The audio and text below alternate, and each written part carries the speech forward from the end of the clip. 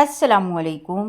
آج ہم سیکھیں گے فعل ماضی کی تعریف اور اس کی مثالیں آسان طریقے سے۔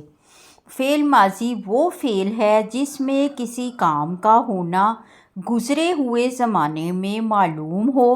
عربی زبان میں فعل کے کل 14 صیغے ہوتے ہیں۔ 6 صیغے غائب کے ہوتے ہیں، 3 مذکر اور 3 مؤنث کے۔ 6 صیغے حاضر کے ہوتے ہیں، 3 مذکر اور 3 مؤنث کے، اور 2 صیغے جو ہوتے ہیں وہ متکلم کے ہوتے ہیں، واحد متکلم اور جمع متکلم۔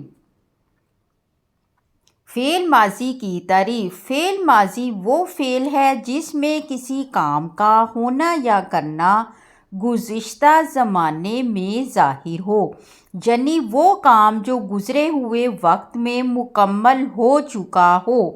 فعل ماضی کی مثالیں آسان طریقے سے۔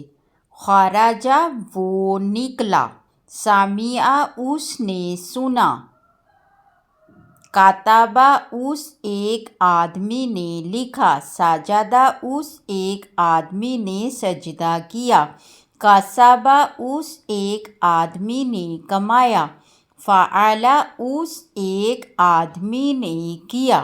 اگر آپ کو ویڈیو اچھی لگی ہو تو چینل کو سبسکرائب کریں اور ویڈیو کو لائک کریں۔